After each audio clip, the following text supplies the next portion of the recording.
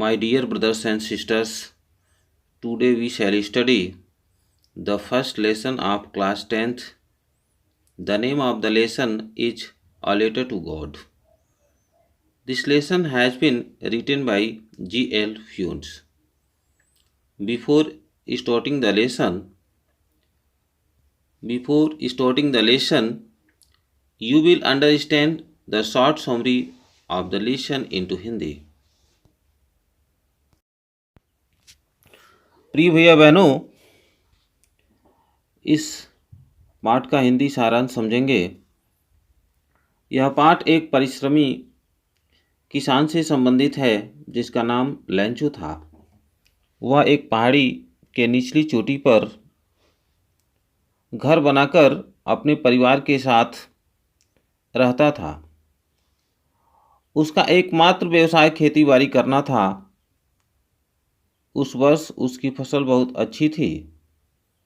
Lencho संभावना व्यक्त किया कि कुछ वर्षा हो और वर्षा भी होने लगी, लेकिन वर्षा के साथ बड़े बड़े ओले गिरने लगे और जोर की हवा भी बहने लगी, जिसके कारण लेंचो की पूरी फसल नष्ट हो गई।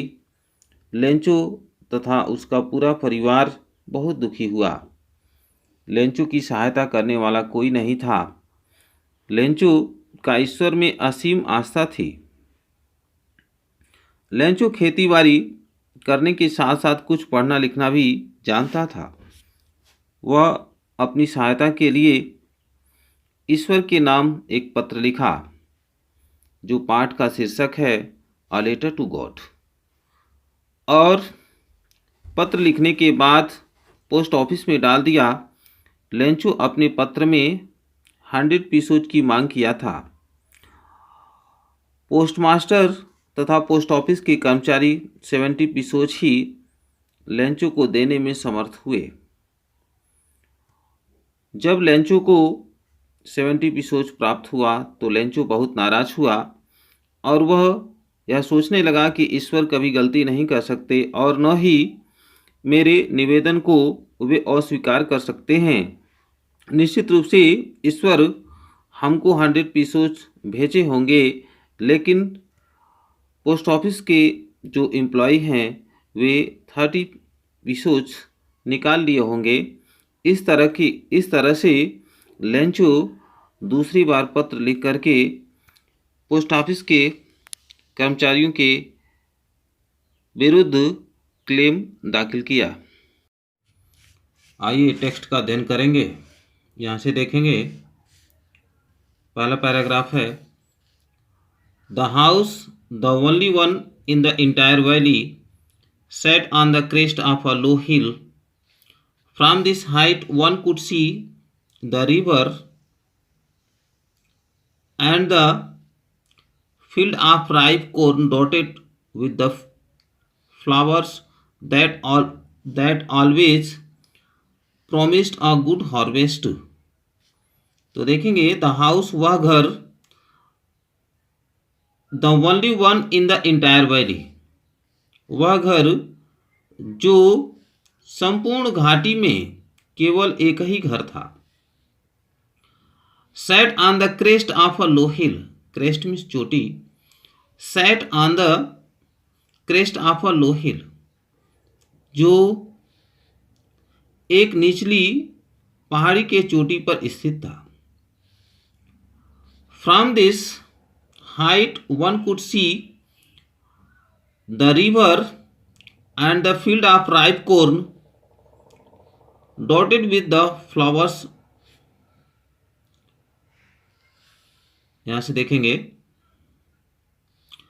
फ्रॉम दिस हाइट, उसकी ऊंचाई से वन कुड सी, एक व्यक्ति देख सकता था, द रिवर, नदी को देख सकता था, and the field of ripe corn dotted with the flowers, फूलों से युक्त पकने वाले अनाज के खेतों को देख सकता था।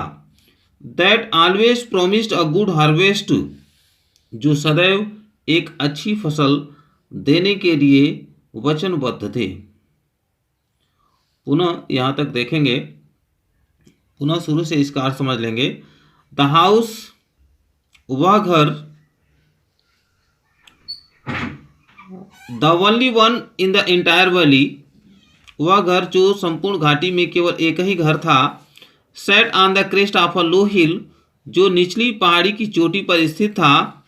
From this height one could see the river, उसकी ऊंचाई से एक व्यक्ति नदी को देख सकता था। And the field of ripe corn dotted with the flowers, और फूलों से युक्त पकने वाले अनाज के खेतों को देख सकता था। That always promised a good harvest, जो एक अच्छी फसल देने के लिए वचनबद्ध थे। The only thing the earth needed was a downpour, पृथ्वी को केवल एक ही चीज की आवश्यकता थी। वाज ए डाउनपोर, मूसलाधार बारिश, अर्थात पृथ्वी को एक ही चीज की आवश्यकता थी, मूसलाधार बारिश हो। आर एटलीस्ट अ सावर, अथवा कम से कम हल्की फुल्की बौछार हो। Through out the morning Lencho, through out the morning Lencho, पूरे सुबह के समय। हु न्यू हिज फील्ड्स, पूरे सुबह के समय। Lencho who knew his field intimately, जो अपने खेत को ध्यानपूर्वक देखता था। यानी पूरे सुबह के समय लेंचो जो अपने खेत को ध्यानपूर्वक देखता था या अपने खेत को ध्यानपूर्वक जानता था। हैड डन नथिंग एल्स, उसने कुछ अन्य नहीं किया। But see the sky towards the north east, बल्कि वह उत्तरी पूर्वी दिशा की ओर आकाश में देखा। Now we are really going to get some water woman, Lencho उत्तरी पूर्वी आकाश की ओर देखा और अपनी पत्नी से लेंचो कह रहा है कि now we are really going to get some water woman. वो पत्नी से कहा कि अब हम निश्चित रूप से कुछ जल प्राप्त करने जा रहे हैं। पत्नी को संबोधित करते हुए ओमेन अपनी पत्नी को संबोधित करते हुए कह रहा है कि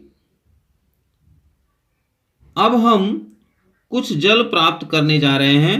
अर्थात लेंचो भविष्यवाणी किया कि निश्चित रूप से कुछ वर्षा होगी और हमें कुछ जल प्राप्त होगा। वर्षा होने से हमारे फसलों की सिंचाई हो जाएगी। The woman who was preparing supper replied, yes God willing. The woman who was preparing supper replied, वह औरत जो भोजन बना रही थी, वह औरत जो रात्रि का भोजन बना रही थी। सपर मतलब रात्रि का भोजन, सायंकाल का भोजन। तो वह औरत कौन है? लेंचो की पत्नी। The woman who was preparing supper, Lencho की पत्नी जो भोजन सायंकाल भोजन तैयार कर रही थी। रिप्लाइड, उत्तर दी। एस गॉड विलिंग, हाँ ईश्वर की यही इच्छा है। लेंचो भविष्यवाणी किया था कि अब हम निश्चित रूप से कुछ जल प्राप्त करने जा रहे हैं। अर्थात उत्तरी पूर्वी आकाश को देख करके लेंचो भविष्यवाणी किया था कि अब निश्चित रूप से हम कुछ जल प्राप्त करने जा रहे हैं। तो वह औरत जो रात्रि के लिए भोजन तैयार कर रही थी, उत्तर दी कि हाँ ईश्वर की यही इच्छा है। अर्थात लेंचो की पत्नी भी वह बोली कि हाँ ईश्वर की यही इच्छा है। The older boys were working in the field, the older boys were working in the field, बड़े लड़के खेतों में काम कर रहे थे। लेंचो के बड़े लड़के खेतों में काम कर रहे थे। while the smaller ones were playing near the house, जबकि छोटे लड़के घर के पास खेल रहे थे। लेंचो के बड़े लड़के खेतों में काम कर रहे थे और जो छोटे लड़के थे घर के आसपास खेल रहे थे। Until the omen called to them all, तब तक वह औरत उन सभी को बुलाई।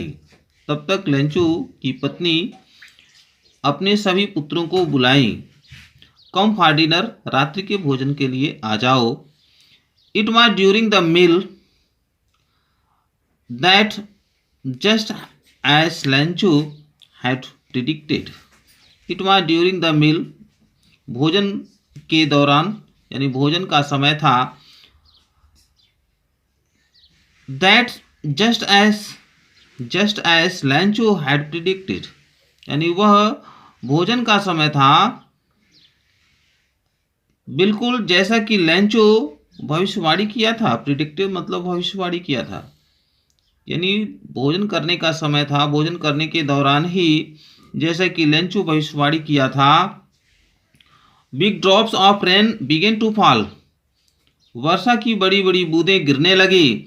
इन the north east huge mountains of clouds could be seen approaching, और उत्तरी पूर्वी दिशाओं में बड़े बादलों के पर्वतों के समान झुंड कुड बी सीन अप्रोचिंग, आगे बढ़ते हुए देखे जा सकते थे। इन द नॉर्थ ईस्ट यानी उत्तरी पूर्वी दिशाओं में ह्यूज माउंटेन्स ऑफ क्लाउड्स यानी पर्वतों के समान बादलों के विशाल समूह कुड बी सीन अप्रोचिंग, आगे बढ़ते हुए देखे जा सकते थे।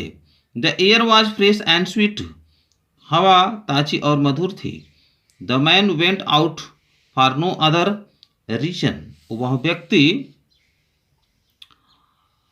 किसी अन्य कारण से बाहर नहीं निकला। Than to have the pleasure of feeling the rain on his body, वह अपने शरीर पर वर्षा की बूंदों का सुखद अनुभव करने के लिए ही वह बाहर निकला, जबकि इसकी अपेक्षा वह किसी अन्य कारण से वह बाहर नहीं निकला। अर्थात लेंचो जब बारिश होने लगी तो लेंचो प्रसन्नता के कारण वह बाहर निकला ताकि उसके शरीर पर वर्षा की बूंदें पड़ें और वह प्रसन्नता का अनुभव करे। इसके अतिरिक्त वह किसी अन्य कारण से वह बाहर नहीं निकला। And when he returned he exclaimed, और जब वह वापस लौटा वह व्यक्त किया, वह कहा, these are not rain drops falling from the sky. Lencho इन वर्षा की बूंदों को देख करके कहा कि ये वर्षा की बूंदें जो आकाश से गिर रही हैं, ये वर्षा की बूंदें नहीं हैं। दे आर न्यू कॉइन्स, ये नए सिक्के हैं जो आकाश से गिर रहे हैं। The big drops are 10 cent pieces, यानी जो बड़ी बूंदें हैं वे 10 सेंट के सिक्के हैं। And the little ones are 5, और जो आकाश से छोटी बूंदें गिर रही हैं आर 5 मतलब 5 सेंट पीसेज हैं, अर्थात 5 सेंट के सिक्के हैं। इसमें बताया गया है कि जो बड़ी बूंदें आकाश से गिर रही थी तो लेंचो उन बूंदों को देख करके वह कह रहा है कि ये बूंदें वास्तव में वर्षा की बूंदें नहीं है, ये 10 सेंट के सिक्के हैं, और जो छोटी बूंदें गिर रही हैं वे 5 सेंट के सिक्के हैं। ठीक है, तो यहाँ तक प्रिय भैया बहनों आप ट्रिक लगा लेंगे। यहाँ पर 1 आर 5 आज के वीडियो में यहाँ तक आपको बताया गया। अगले वीडियो में आपको अगले पैसेज को पढ़ाया जाएगा। वीडियो लॉन्ग हो जाएगा तो फिर अपलोड होने में दिक्कत होगी, इसलिए इसमें पहले पैसेज को पढ़ाया गया, 2 पैसेज आपको पढ़ाया गया। इसको ठीक ढंग से आप रिवाइज करके पढ़ लेंगे, समझ लेंगे, और आशा है कि आप निश्चित रूप से समझ गए होंगे। कोई भी दिक्कत तो कोई परेशानी होगी तो निश्चित रूप से आप कमेंट के माध्यम से बताने का प्रयास करेंगे, और यदि वीडियो अच्छा लगे तो लाइक शेयर सब्सक्राइब करेंगे।